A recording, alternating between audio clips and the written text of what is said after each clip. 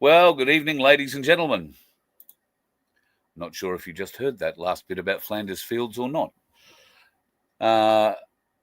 What a big day it's been. And for those of you who've served, for those of you who've had family who've served, thank you for your service. There are many days where we should be remembering those who serve in this country. And sadly, on Remembrance Day, we don't tend to gather big crowds.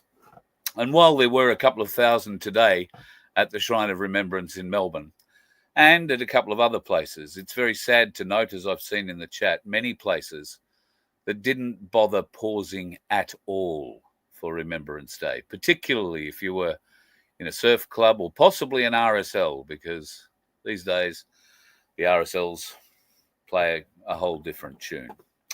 And sadly, that is a tune that's played broadly across the Australian Defence Forces, and we're going to talk more about that tonight.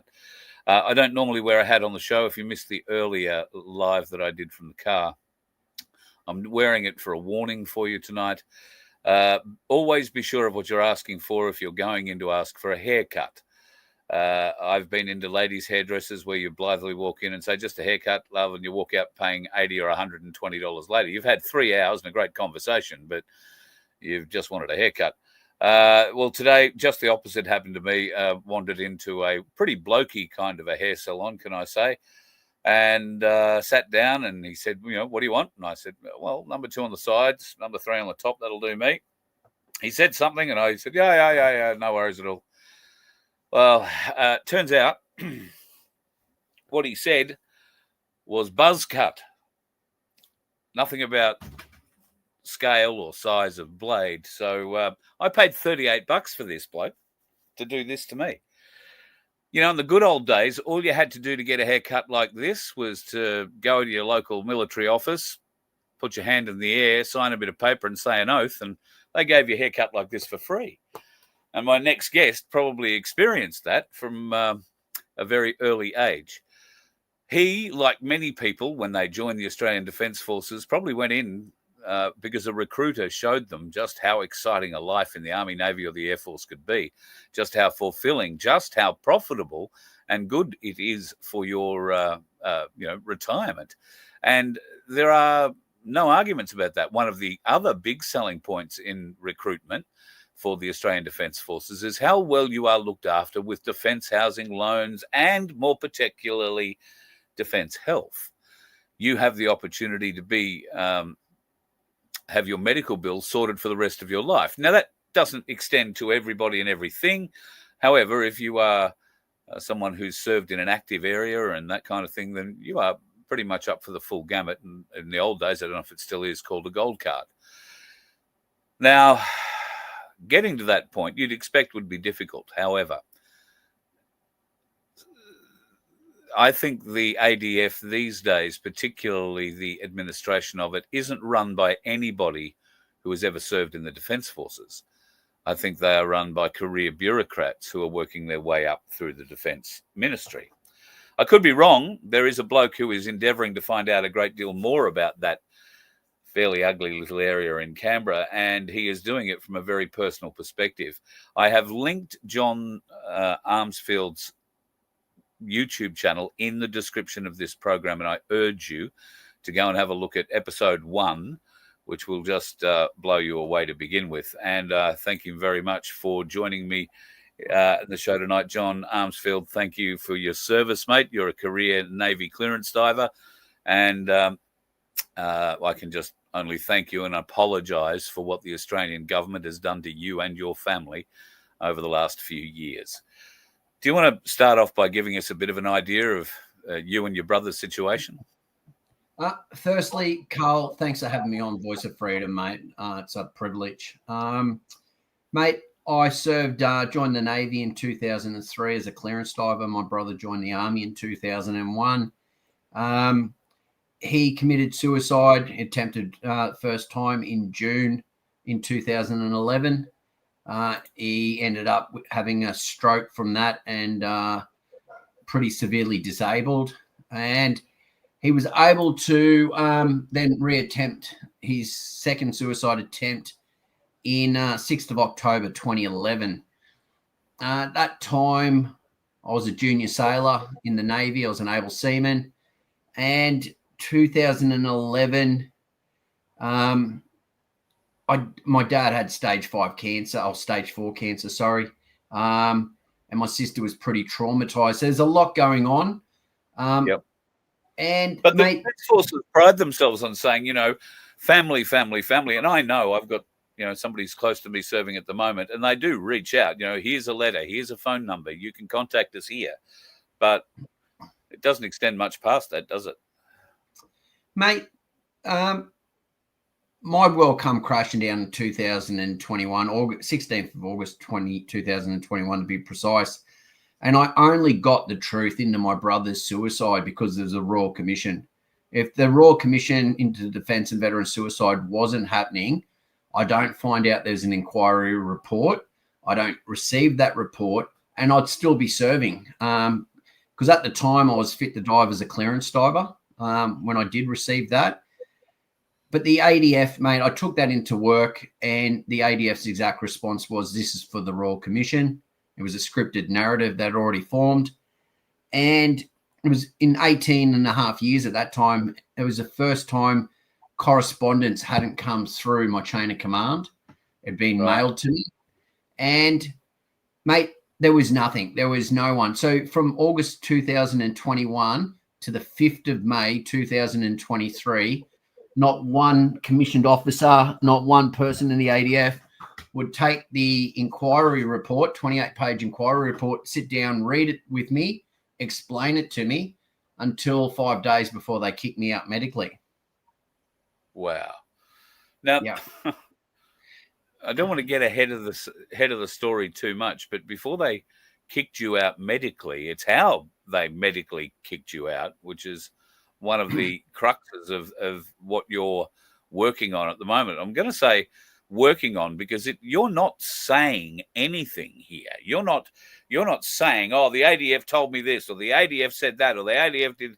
You're presenting this in what I think is an extremely unique way, and you are in a very fortunate position to be able to do this. I know, because I've spoken to a few veterans in the last 24 hours who are watching this show tonight with great interest, but you might be the diamond in the rough because you kept all the evidence. It's pretty funny, Carl. I remember as a junior sailor, as a diver, that I was always told no one likes clearance divers, so make sure you've got everything in writing. And that is something that we were trained really well to do. So if I had a conversation with someone, it was followed up with an email. And it's something that has stuck with me. And I'm very lucky. I was told I was very lucky that my situation unfolded during a Royal Commission, because the support network and the advice and the legal advice I was getting through great people, obviously no support through the ADF, but no, the Royal Commission themselves, Nick Caldis as the Royal Commissioner, Peggy Brown, the other commissioner, one of them, and then the legal and mental health team, they were amazing. And my own psychologist, who's been great, she said, John, anyone else could have ended up potentially in a very bad place. Yeah. Yeah. Yeah. I mean, it's something that is spoken about every day in the Defence Forces, because there are blokes coming back from serving overseas in a variety of roles who, for whatever reason, come back troubled in different ways. It is not just that, though. You can get damage just going through basic training, and to a point where you can get physically hurt enough so that you can't progress anymore, and they medically fail you then.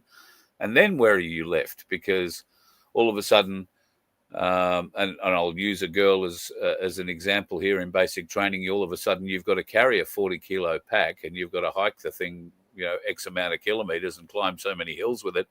And it's not surprising that your back gave up halfway through. Those sorts of training initiatives are different, obviously, for the Navy, come with an implied duty of care, don't they? Mate, I think they definitely do. I think Commissioner Peggy Brown, you can find her statement in the media, but she said the enemy's not the foreign adversary. It's within the barracks. It's within our own nation.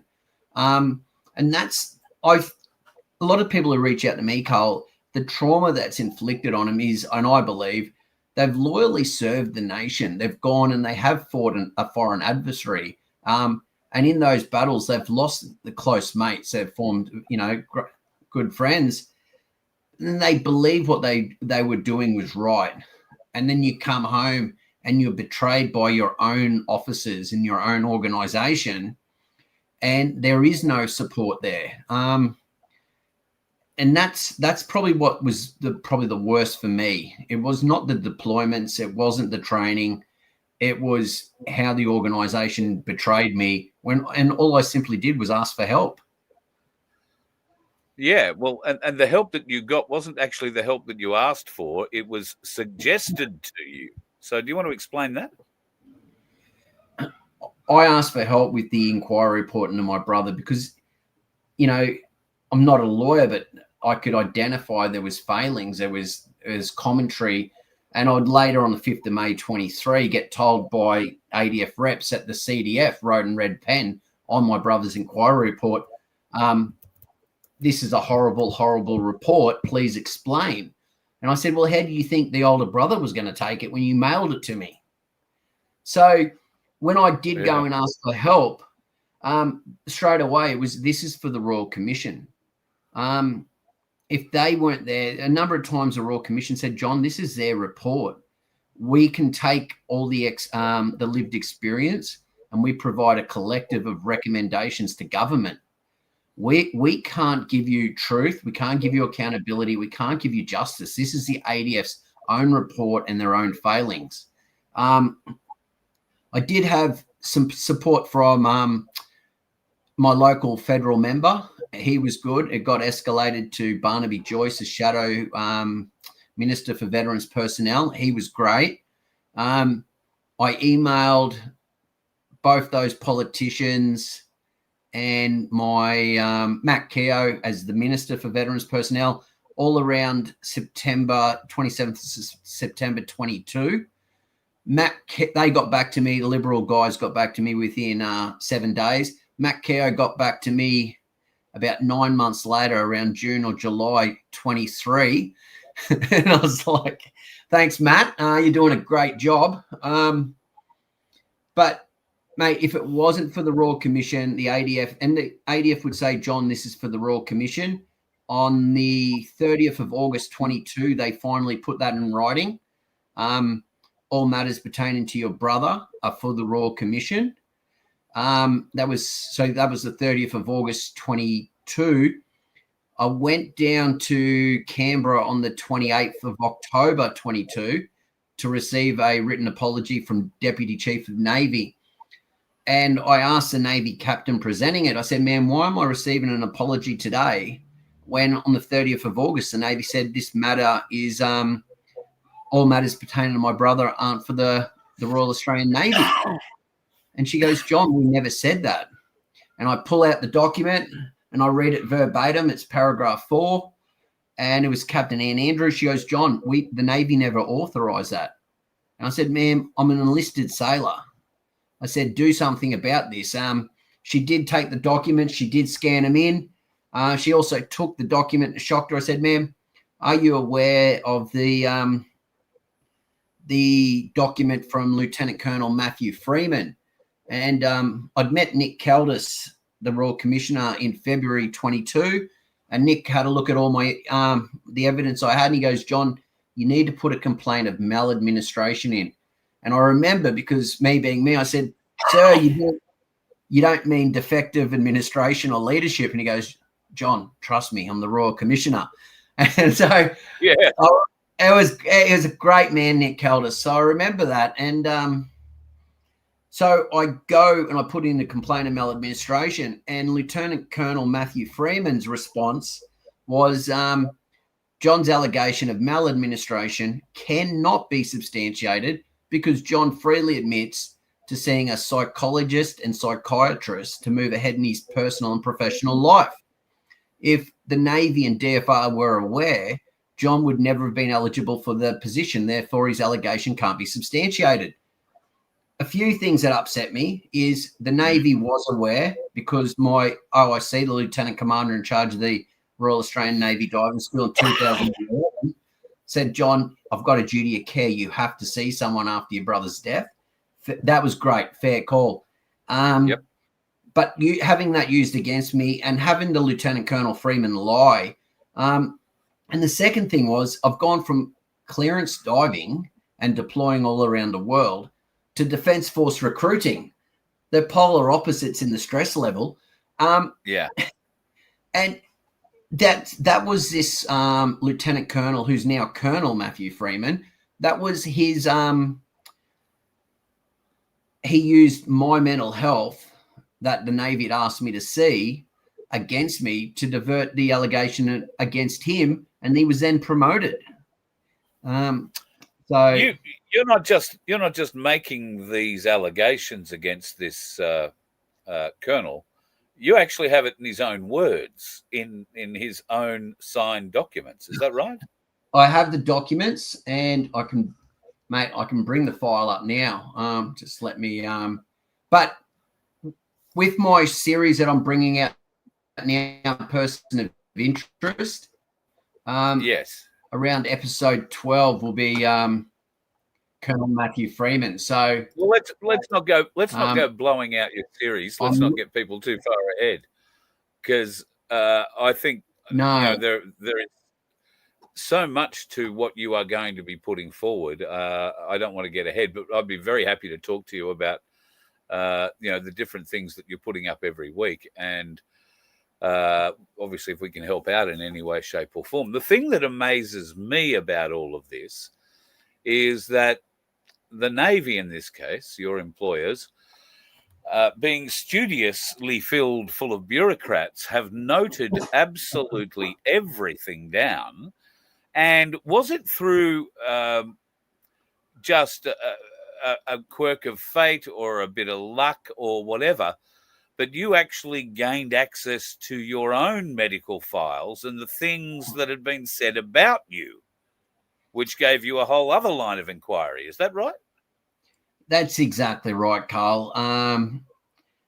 I was sent by a good friend and superior in the chain of command. He was a chief clearance diver.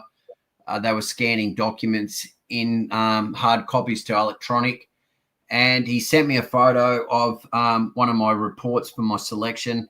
And I asked him if he could send me the actual scanned document. And he said, John, just hop onto Objective, put your name in, and I'll have it there under your name. So you'll easily access. I'll make sure you got the privileges to see it and to download it.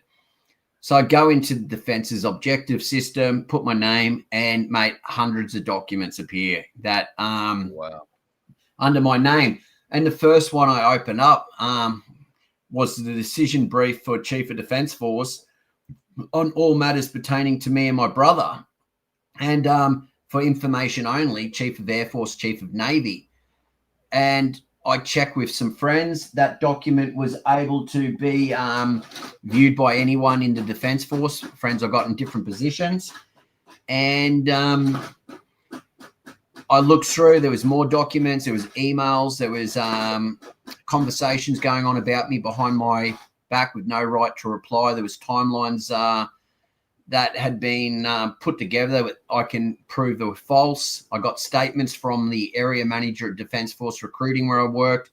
I got a statement from the flight sergeant, the rank above me, saying that the timeline was false. And those same people who wrote the timeline have recently given evidence to Inspector General ADF that he presented to me on the 23rd and 24th of October in the IGADF findings, which is all false. And a good example is, John, no one at DFR was aware that you even had a brother, let alone he committed suicide till September. But I go through the documents I've got, and that same individual was emailed from Captain Jan Noonan, her boss, to the senior military recruiting officer, Rabina, in June or July that year, saying, Carly, can you confirm you've got support mechanisms in place for John? And attached is the decision brief for the Chief of Defence Force, which clearly outlines I had a brother when he committed suicide, his service career. So, mate, and Carl, I quickly just printed off that document you asked me about, and so that's it there. Wow. And, mate, I can read verbatim. This is HQ DFR response to CO HMAS Morton, Petty Officer John Armfield grievance, because apparently it's a grievance, not a complaint. Grievance, yeah. And assessment of the occurrence, paragraph 4. Everything bad's on paragraph 4. I don't know why. Based on the disclosures from PO Armfield at reference B and the command management assessment, it is my view that none of the allegations made by PO Armfield at reference A are substantiated. The following assessment is provided: that PO Armfield may have been unsuitable to assume his DFR posting, and that this was not known to Navy or DFR at the time of his selection. It is worth noting that reference B, PO Armfield discloses that he required 10 years of professional psychology and psychiatry guidance to be able to move ahead in his life and function in both a personal and professional capacity.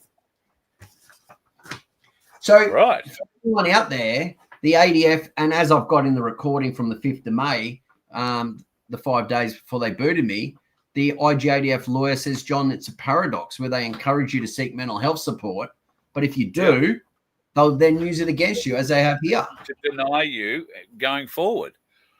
Mate, I know you're not in recruiting now, but when they bumped you to recruiting, and not that I think that that's a lowly job, but, well, I've got half an idea, and probably only half an idea. Do you want to explain, as much as you're allowed to, what a Navy clearance diver does?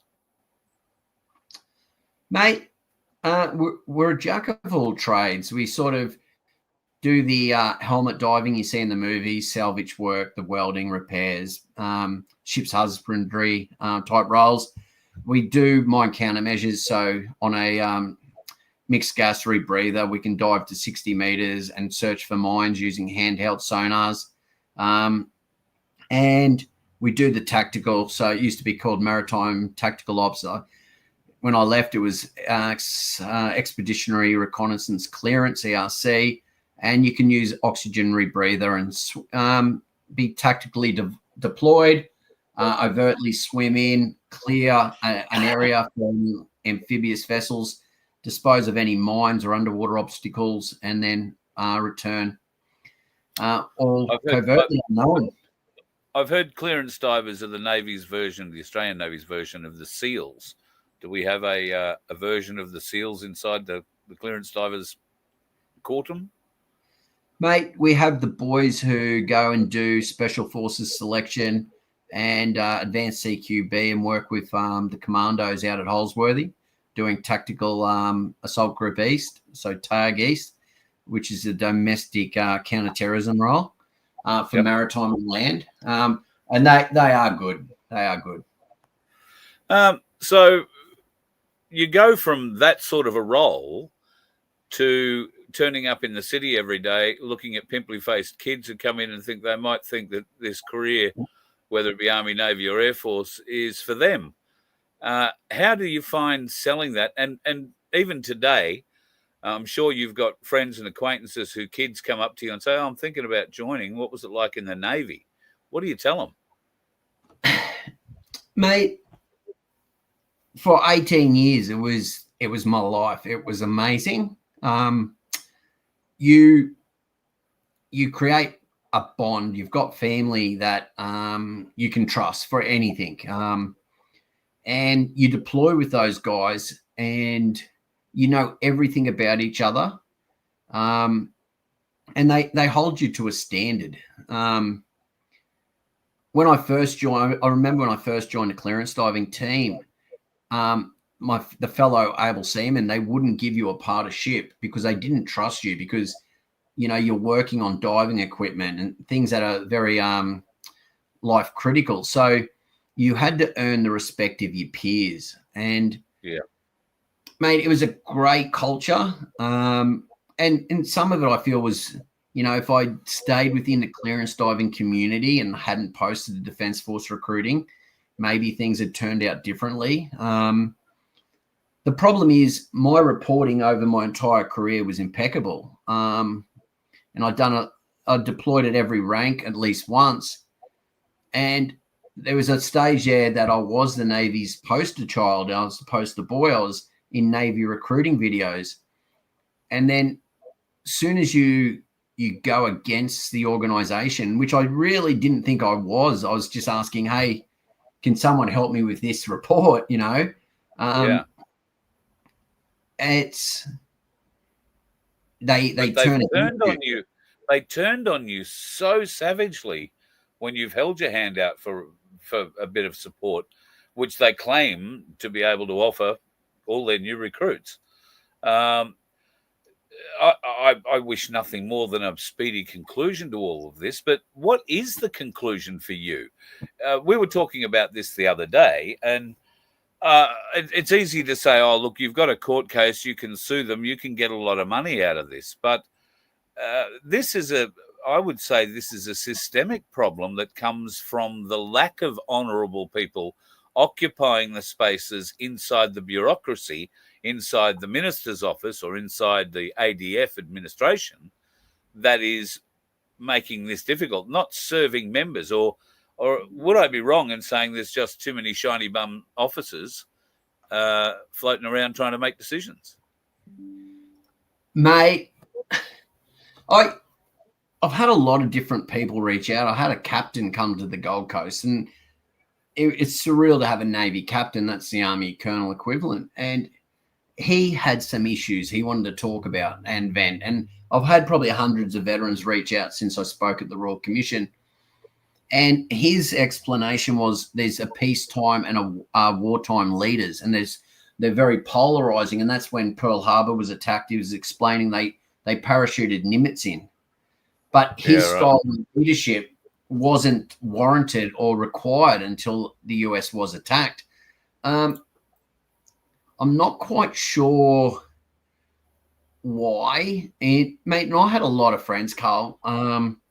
But I can count on my hand 2 officers and 3 chiefs that supported me. And there's a lot of people that are 18-year career. That's not a lot to hang your hat on, is it?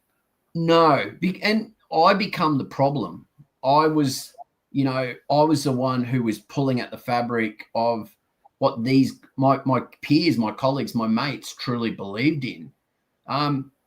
And that adds to the trauma of when, I truly loved my career, but I was torn between, I'd lost my father in 2015, cancer had got him, my mum had died in 2010.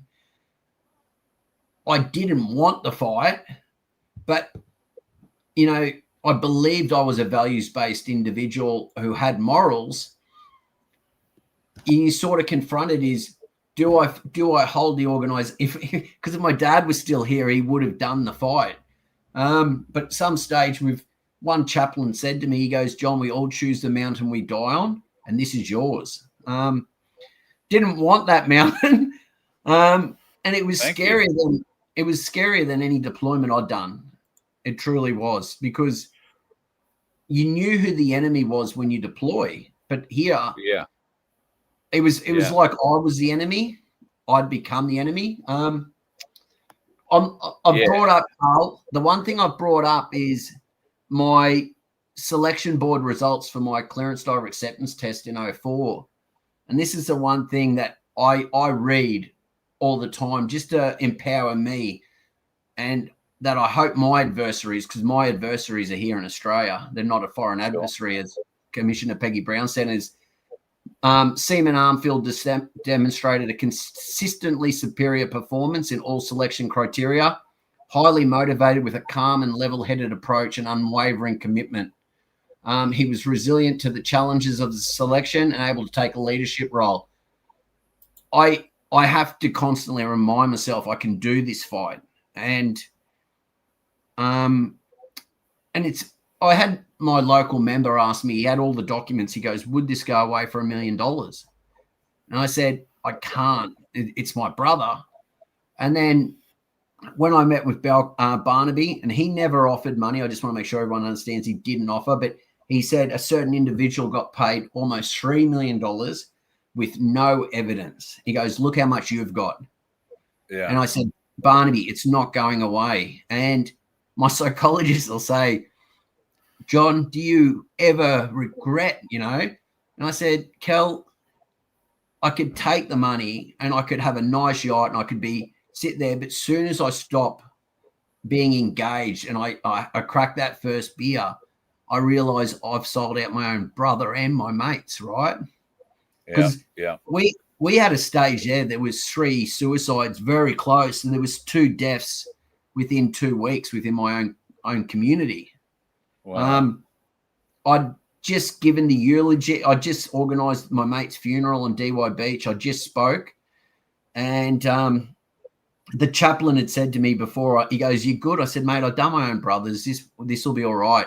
And I get up, and my mate's 3-month-old son's looking at me, and wow, that would be, I'd say, that the hardest thing I've done in my life. That one, and wow, I walked away from the podium. And the chaplain's like, "You've got to get back up there and do this, John," And, there's probably 50 clearance divers in the ceremonials, there's families. But the only person I remember was my mate's son. And then in that group of guys that were on the same dive course as him, there was 4 of them come up and thanked me and said, "Mate, it's good that we've all come back together." That was on a Wednesday.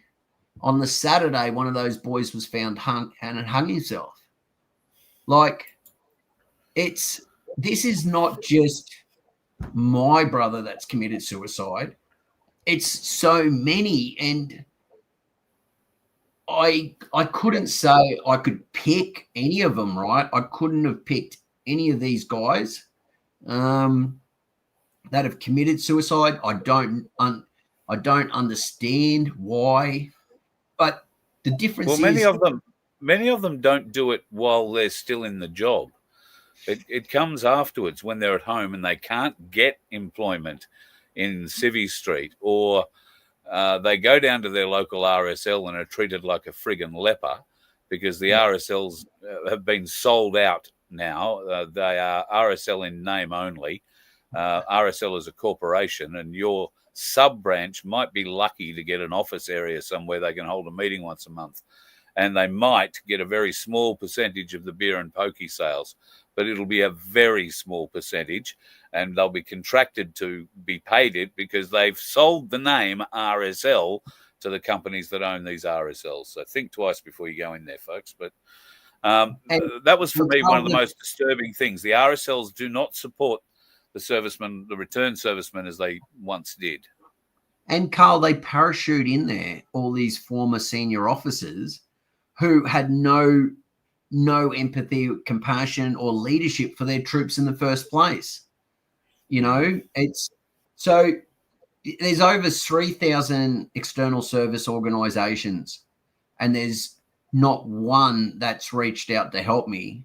And people have offered me horse therapy, but no one actually stands up. And because I do get a chance to speak to a lot of veterans, and I say, what do you want? And a lot of them have lost their careers, and a lot of them have lost identity, and a lot of them feel like they can't get justice. So if you give them justice, the mental health, the demons go away and they can function. But it's mind-blowing. There's a young lady that I talked to who's going through her was raped in service, and the organization's pushing her out, but not the perpetrator. And and then I speak to men that have been raped in there, and everyone just wants justice. But we're stitched up by the Inspector General ADF, who will sit there and go, well, you know, all your complaints can go to them. But then they actually have put in writing to me, John, the IJDF's role is to investigate failures of the military justice system. Allegations of criminality are not our wheelhouse. And I said to him 2 weeks ago, I said, who does an enlisted sailor, soldier, or airman go to report allegations of criminality if because I've given it to the chain of command, the warrant officer of the Navy, the chief of Navy, both of them in person and in writing. And I said, I've given it to you. And their response was, we can't respond to that. And I'm like, you're a Navy Commodore. You're a defense lawyer. I go, you guys can't tell me who you report allegations of criminality to, because no one will do anything. Yeah. Since we met a couple of days ago, I've asked around, done a little bit of questioning about that. And it turns out the AFP are the port of call for criminality conducted within the Australian Defence Forces. And there's history for this. Some people will be old enough to remember that Duntroon had a history of bastardization. And at one point, I can't remember how many years ago, I want to say in the 90s it might have been, there was a couple of very severe cases of rape, both male and female rape. And these cases were investigated by the AFP and prosecuted in Canberra outside of Department of Defence. So I don't know. I'm not sure if that helps you. And God knows the AFP have been no help to many people in the past. So I've got no reason to suspect they're going to help you. But maybe that's an avenue. Mate, I've got a couple of people who have reached out, and I've got a good friend, Catherine, who was my lawyer through the Royal Commission and who walked me through that process, who does vet a lot of stuff and help me. And I've had another gentleman reach out and say, you know, we need to have our ducks in a row, the documents printed out, our cases done, and walked into the AFP with media present so that we can force them to act. And I actually just sent an email before this meeting, and I attached my 58-page response to IJDF that I just sent. I attached the link to my latest video, Person of Interest, and I attached a uni, because I started uni, Carl, just to try and provide a solution. And so I've drafted up a national multi-agency investigation policy as part of my master's program, which the university peer-reviewed, and it did really well. And the whole thing is removing IJDF from this, so that any allegations of criminality within Australia and in peacetime, that veterans or service personnel can have the same, I guess, legal rights as civilian population. And I've just emailed that to pretty much every senator we've got in Australia. Yeah, so right. I'm waiting. I'll send you what I've sent, and we'll see if I get a response. Absolutely. And if you don't get a response, let me know. We might get it sent a few more times for you. Though I would hope, I mean, Malcolm Roberts seems to be all over these sorts of issues. He holds his hand up pretty often to help and to try and gain as much information that he can, which in many cases is a lot more than you or I are able to get. So I don't want to put words in his mouth, but I would hope that Malcolm would stick his hand up. Matt Canavan is another one that's probably worth looking at. And although he's not in the parliament anymore, Gerard Rennick would know where to go looking and the shortcuts through it. So might be able to help introduce you there to those three and push that along. And all three of them plus Alex Antic are in that email. So I'm hoping, and I've met Malcolm's a great man, as is Jared. But there's just so much on their plate, right? And accountability is not high on their list of things they want fixed. No, but there's so many issues right now in this nation, and I'm a solutions focused individual, that if I can just focus on one, and I can focus on the ADF, and we can try and fix it, then hopefully as a nation we can create an ADF that's worthy of my kids to serve in if they want. Absolutely. Or an ADF that takes me back if they want, right? Thank you. Yeah. So because like all career Navy, I imagine it's the same for Army and Air Force, you never really want to leave. You always want to be there. You want to be doing the job. You want to be on the ocean doing the job. So to have it taken from you in this sort of manner is not honourable in any way, shape or form. And those senior officers who are above you, who have been extremely diligent in crossing their T's and dotting their I's on every piece of paper that has ever come across their desk, I hope that comes back to haunt them in a good way for you, because they will not be able to deny their words. You're not telling people this is what you think they said. You are showing people the actual documents with their quotes in inverted commas. That first series I just put out, Carl, that is, I've used, obviously I'm a normal Australian citizen. I don't have the money to make a mistake, right? And so everything I do has to quote directly from the ADF to avoid any defamation or any failures. And so I'm quite aware of that. And as you can see tonight, I read verbatim. Yep. And I'm hoping this one I just did, I'm hoping that's a hot topic issue in Canberra today. And I'm hoping the one that drops tomorrow night, and tomorrow night's one is quite simply the senior medical officer has stated that part of the reason that he failed in my brother's care was he was 40% undermanned. Now, he's the senior medical officer. He's the expert. But the CDF told the VCDF, which I've got the emails, to investigate, and he comes back and says it's not. So when I report this to IJDF, what they do is they'll gaslight you, and they write John's allegation that RAF Base Edinburgh was 40% undermanned cannot be confirmed. what they're doing is, that's not my allegation. That is the two statements of your two heads, head officers. Yeah. Someone's lying, and that's not only chargeable within defence under the criminal code and the criminal act. All defence personnel are public officers, so they can be charged under that as well. But you start to go down that path, and everyone backs off. No one will talk to you about it. So now all I can do is put out exactly what these individuals have said, put out what the ADF said to counter them, and let Australia make a decision. I'm going to get Stu. Send me an email tonight, and I'll forward your details on to John for sure. Stu is one of the regular followers on the show. Stu's ex-Navy as well, and he's very keen to reach out to you and have a conversation. So, if you, with your permission, I'll put you two together. It's probably better we do it via email than at a bar. I'm just saying. A bar could be effective.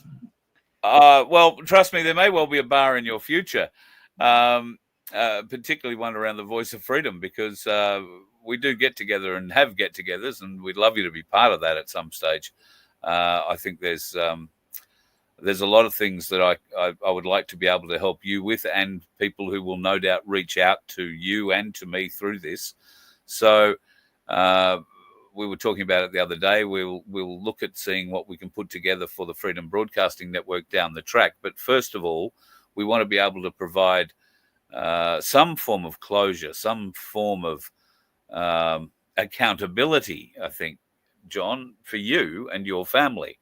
And whatever we can do to help increase the pressure on the Chief of Defence or whoever needs the pressure placed on them, please let us know. We are old. We are very good letter writers.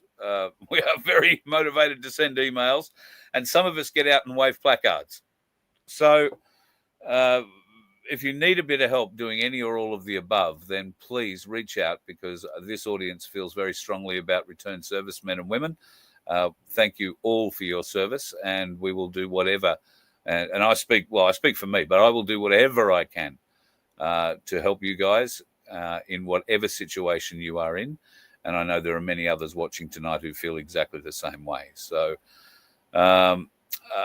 people can go and check out your person of interest video over at your YouTube channel. The link is in the description of this show, John. But what would you say, because I've got to admit, the person of interest title got me because I love that TV show. Don't go and get yourself into trouble with that with copyright. But what can people expect from the series if they start at episode 1? Episode 1 will give you the idea, and it'll take you on the journey that I've been on.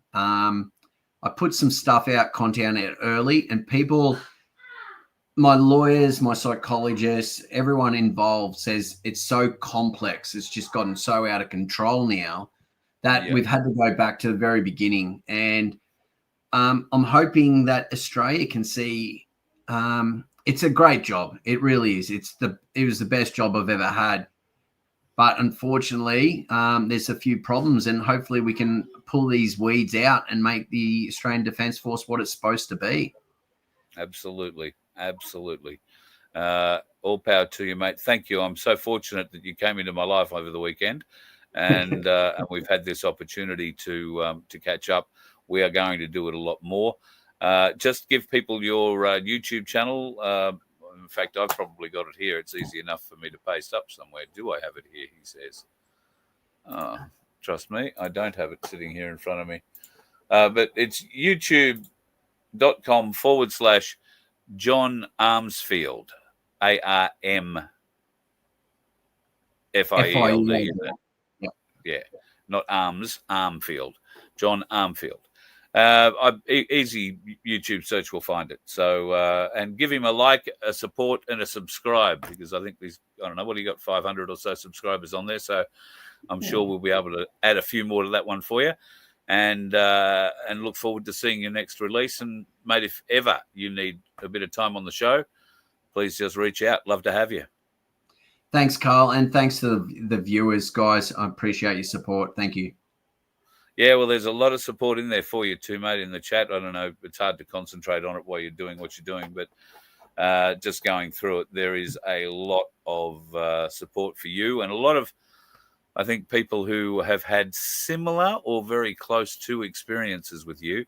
You are not by yourself, sadly, and that goes to show more about our Department of Defence and the Australian Defence Forces in general, their leadership or lack thereof, than anything else. So, mate, happy to help fight this fight with you any day of the week.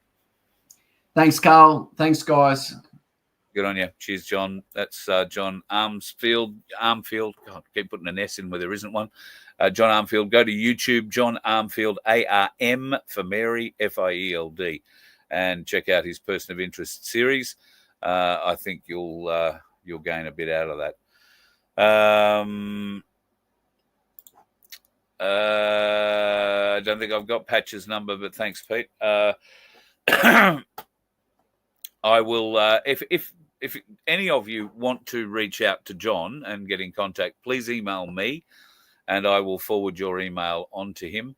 I don't want to give it out on the air because we know some of the people that watch this show are just trolls and turds of humans, if you could call them that. And I'm not going to inflict any more bullshit upon anybody who's served on our Defence Force. Our government seems to be inflicting enough of it on everybody's behalf. So I'll do a little bit of screening, if you like, on the way through. But, yeah, by all means, if you would like to catch up or reach out to John, find out a little bit more about what he's doing, then by all means, carl@vofhq.com, and we will do that. Now, you might remember toward the end of last year, my place had a big get-together in Victoria. It was in Echuca at Wackety Creek, the caravan park. It was a wonderful time to get together. Well, there is another one, but this time it's in Queensland. It's at Burra Gully Bush Camp, which I can tell you does look rather nice. Here's a little bit of a look at what they can offer. Now, Burra Gully, I hear you say, where the bloody hell is Burra Gully? Well, for those of us that are in the southeast corner of Queensland, it's in Gunalda. Now, Gunalda is north of Gympie, south of Mackay, or south of Maryborough and Harvey Bay. It is that bit of range that you go up where the road splits into two and you go around the hill. That's Gunalda. So that's the basic area. It will be somewhere around there. But it's coming up on the, 12th, 13th and 14th of December. It sounds like a pretty cheap weekend at $25 for adults. Kids are free. There will be info. There'll be talks. There'll be music. There'll be food. There'll be fun. There'll be bushcrafting. And my intention is to be there for that one. Might see if I can't drag a couple of others along with me while we do that and put up, what I'm sure will be a marvellous weekend. It's not too far. I would have to say, if I had to guess, driving the bus, so your car will be quicker. Driving the bus, I'd say 3.5 hours north of Brisbane, maybe.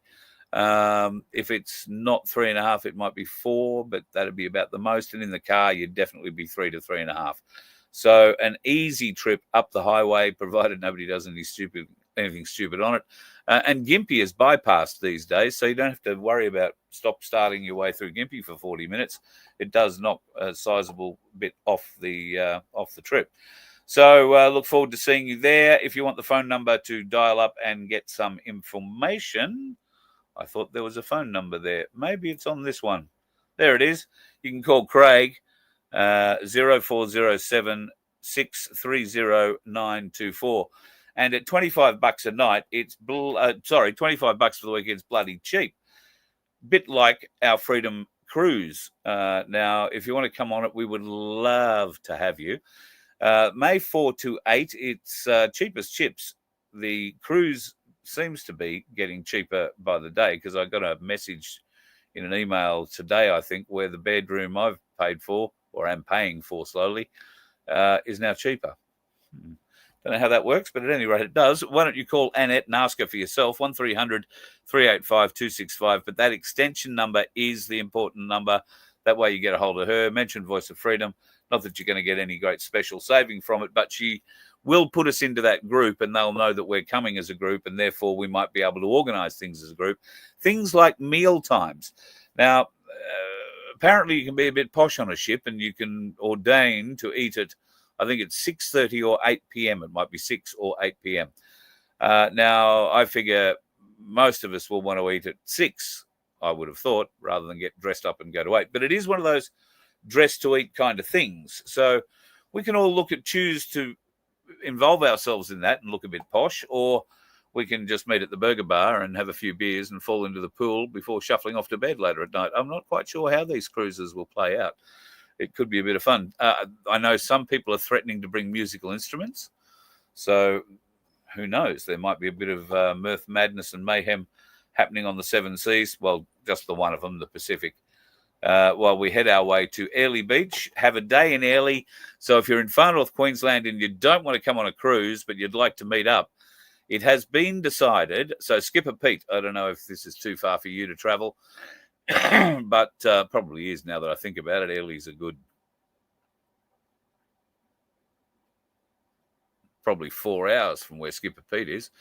It's only a hop, skip and a jump for far north Queenslanders.